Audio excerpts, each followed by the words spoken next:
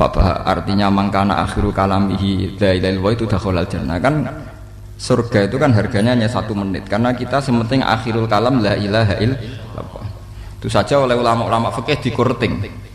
Kalau la ilaha illallah itu rawan pededalan, itu kan la ilaha tok. Kan malah ateis, napa? Ateis. Ora ana pangeran terus matek-tek kan perkara to. Mergo ora ana istisna napa illallah. Sehingga ulama-ulama fikih menyarankan Allah saja, tidak la ilaha illallah tapi no Allah. Kan luwih murah.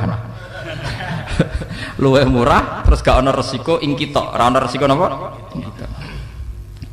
Ya saya bilang, ya itu biasanya di kitab fikih ada panduannya, panduan menuju kematian itu ana panduannya. Kalau sudah si calon mayit ini wis keler-keler kok ismuni Allah. Iku aja jak ngomong liyane. Karena kalau dijak ngomong liyane nanti akhirul kalamihi tidak Allah. Jadi misalnya bapak ameh mati tambah angkatan mati mbah itu. Tapi ora mesti kadang sampean iso mati. Iku misalnya semeni Allah aja takoki. Mbah sertifikat ning ndi? Engko sekali jawab lemari cung, berarti kata terakhir orang Allah tapi lemari. Paham? Lah nek misalnya bapak petualang bisnis, Pak, BPKB ning ndi? Bang cung.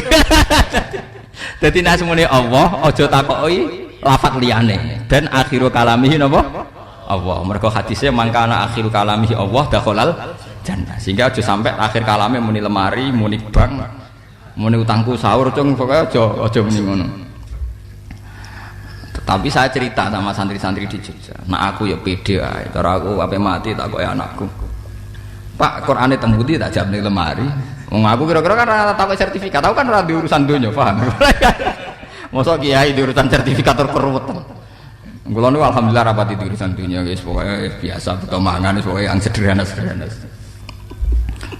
Kula yo rapati roh di mobil ora yo ora roh, ditegir duwe tapi rapati roh. Tapi itu betul, memang saya itu tidak pati roh urusan gitu-gitu.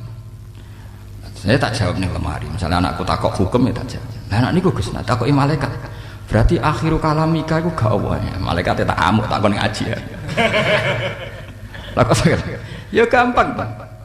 Gus kowe pas mati muni lemari. Mergo pas niku anake jenengan takok kitab tafsir temu tak jawab ning lemari. Berarti akhiru kalamihi kan tidak Allah. Malaikat wis tak. Aku iku anut ajarane Allah. Allah ngutus sak nang takok kon jawab.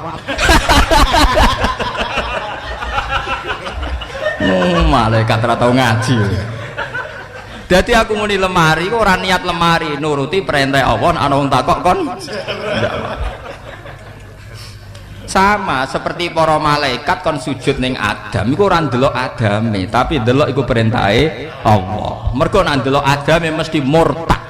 Paham ya? Tapi aja tiru loh, sampean tidak cukup punya nyali tapi kan. Karena orang tuh kalau tidak ulama itu ngadepi malaikat tuh tidak punya nyali. Tapi kalau ulama itu biasa. Bukan karena menyepelekan malaikat, memang di hati ulama itu hanya ada Allah Subhanahu wa Ta'ala. Makanya banyak cerita-cerita di keramat itu, kayak Syekh Abdul Qadir Jilani, kayak Imam Malik. Itu biasa sekali ngadepi malaikat. Bahkan cerita di hadis sahih ini yang orang Wahabi pun menerima karena ini hadis sahih. Pas malaikat Israel pejabat Nabi Musa diculak tenan. Buat yang diculak malaikat Israel ya sampun ampun tenan. Matur pangeran. Ya Allah, jenengan gimana tuh? Nyuruh hamba yang tidak ingin mati. Akibatnya kalau diculak. Lah malaikat mati diculak kok. Supaya. Itu menunjukkan anak malaikat ya biasa saja. Ngadepi Nabi Musa diculak ya ampun tenan. Ya seperti cerita saya tadi, kalau malaikat pilihan yang ngadepi Nabi pilih. Mbok duwe sampean ada keok. Segamane Israel ngadepi sampean mateni masalah aja sanggup. Sudah. Terus kejari Allah ya ngadepi Musa itu pilihanku, kalimu. Orang spesial mesti dia tersinggung. Main selonang. Makanya Musa beritahu jadi Nabi Musa, ana sofiyullah wa kalimu. Aku iki uang paling sering dingetikani pangeran. Jadi tidak mungkin Allah dikerso tanpa ngandani aku sih. Pede. Ana sofiyullah wa kalimu. Saya ini hamba pilihan. Tidak mungkin ada prosedur nggak standar kayak begini. Tentu aku diberi kasih tahu dulu. Pusing. Nah, akhirnya Israel kondon. Jenengan nampun siap. Badhe kula pedhet nyane. Durung.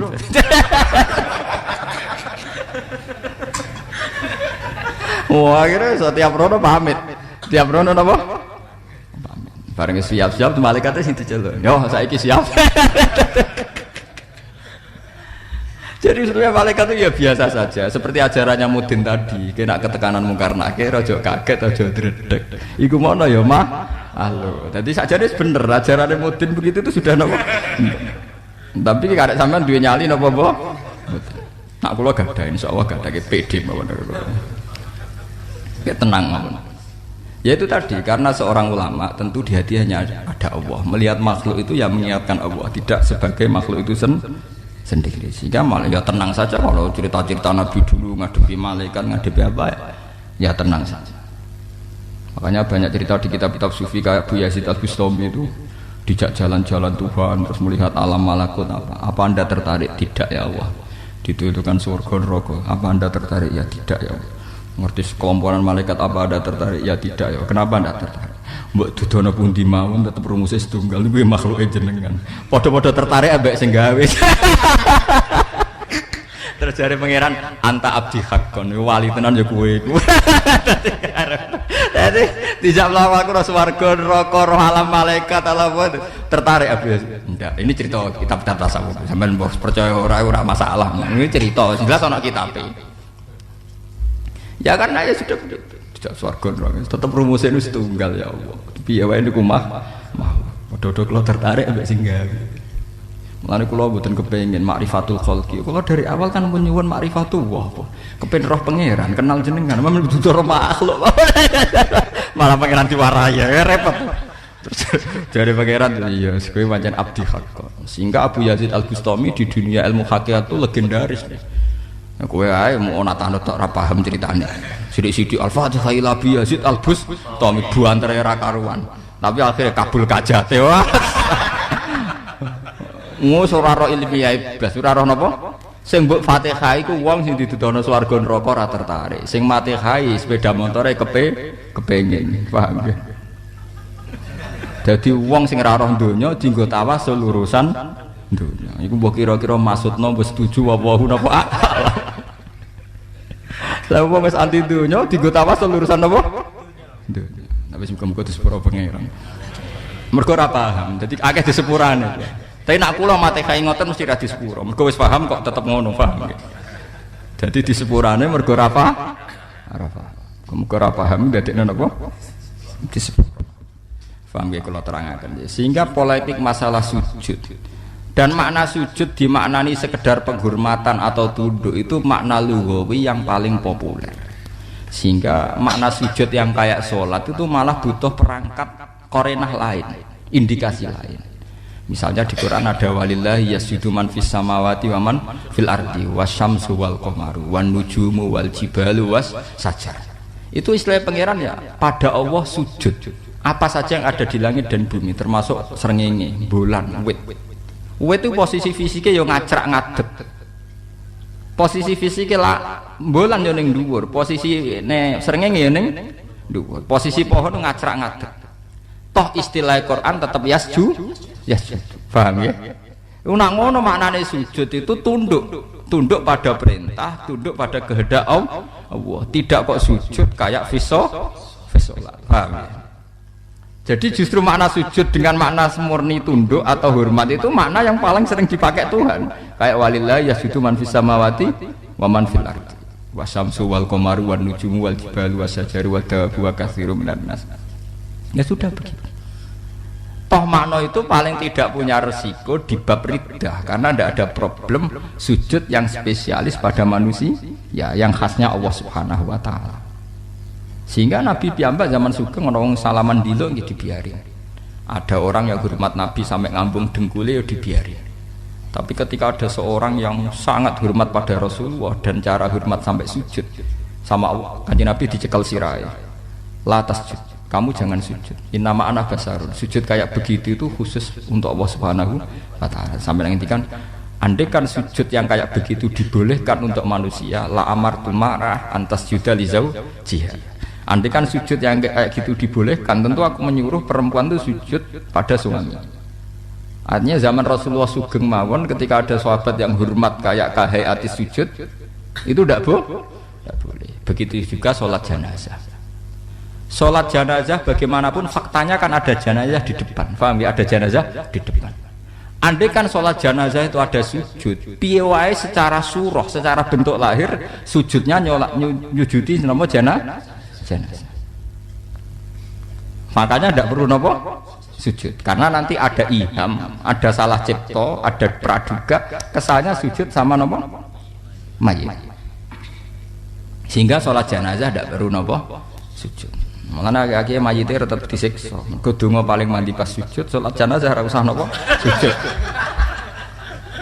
Lha mboten niku kisah nyata. Terus guyonane Abu Nawas wong pedol, wong dekne penyair. Suatu saat dekne kon nyolati jenazah. Wong penyair kan ora roh karepe sholat jenazah. Walhasil dekne sholat ku sujud kan. Ya rukuk ya sujud padahal imam. Bar sholat dekne eling. Eling nak niku keliru, pihak keluarga mensomasi. Abu Nawas, sholat mayit kok sujud. Jadi Abu Nawas tenang. Dosane bapakmu cek aki.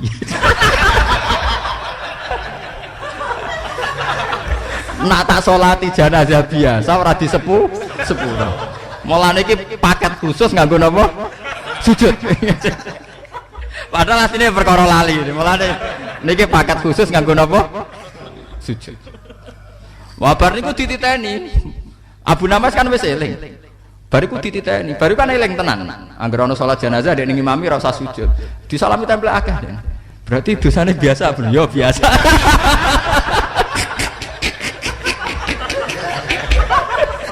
Sebenarnya orang-orang setelah itu seneng kabeh. Mergo saiki dosane biasa. Mergo hakikate ya wis eling. Oh, tekelah. Jadi Abu Nawas semuanya digaibis. Ini Abu Nawas. Mana cerita Abu Nawas populer. Jadi saya itu bukan tanpa mengurangi hormat saya pada Gus Dur. Memang saya punya kitab Abu Nawas. Mungkin Gus Dur lebih punya, pernah kuliah di Mesir. Jadi orang guyonan kayak Gus Dur itu ya beliau memang cerdas itu jelas. Tapi memang materi guyonan di Mesir itu banyak sekali. Makanya saya ulama yang khusus saja bisa guyon karena bacanya banyak. Bacanya apa? Banyak. Nah, Gus Dur luwe akeh macane. Urip-uripe guyon malah. Wis ahli malah. Abu Nawas itu terkenal pinter karena beberapa kali raja itu kalah. Tapi dia kadang ya kalah pinter, tapi penting butuhnya ra kalah.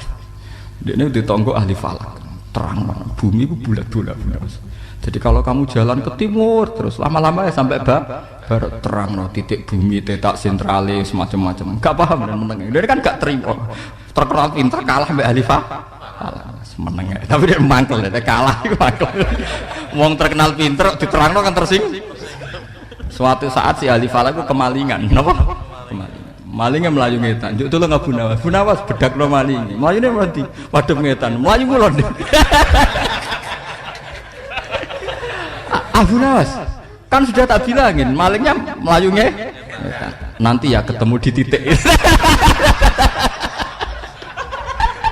Oh jancok Abu Nawas. Dia mau butuhnya ora kalah. Butuhnya ora apa? Kalah. Ya tapi itu penting untuk pencerahan akal apa pen? Malah nih ahli falak aku jadi ketok nemen-nemen. Nak ono maling malah dibedak. Berlawan. Tapi itu memang hingga detik ini menjadi masalah ilmiah. Masalah apa? Ilmiah. Di Cina itu ada provinsi yang masjidnya itu membelakangi Ka'bah. Jadi nanti itu kalau orang sudah modern, mungkin orang yang pas garis lurus dengan Ka'bah dan posisinya 380 derajat itu mungkin kiblatnya bisa 50-50. Misalnya kalau Ka'bah pas atas, dia pas bawah, posisi tengah, itu kiblatnya madhep dia. Karena ada masalah arah itu kalau rubuk, kalau seperti seperempat, di luar seperempat misalnya, kalau bumi bulat bola betul secara teori dan Ka'bah pas di atas, kamu pas di bawah, lalu kiblatnya menghadap kemana? Nah, ya akhirnya makanya sekarang. Ya cuma kan kayak NU Muhammadiyah tidak berani membicarakan itu, memang peka kan, sensitif. Tapi pakar-pakarnya sebenarnya sudah mendiskusikan. Itu terus gimana? Misalnya kayak Indonesia, misalnya dengan Amerika kan pas di bawah kita itu Amerika. Kalau kita dengan Arab masih mending kan arahnya jelas kulon karena terpautnya hanya 4 jam. Kalau Amerika kan sampai 12 jam. Jadi secara durasi waktu kalau yang pas 12 jam kan arahnya jadi kemana Indonesia anak dibor misal pas Amerika. Kan begitu kan ukurannya kan. Makanya misalnya apa di Amerika ada acara apa jam 9 pagi, di sini 9 malam. Ya sudah begitu atau sebaliknya ya begitu. Ya, tapi penting Abu Nawas butuhnya dendam kebales deh. Bisa bedak maling melayu ngulon plegon. Mosok kalah wong pinter terus gak terima deh. Paham gitu terus niku masalah makna tadi itu punya pengaruh dalam penentuan hukum murtad atau tidak murtad itu. Cuma kalau suwun jenengan kata sujud yang paling aman di mana nih sujud tahiyatin wan khinain lawat ujabatin alal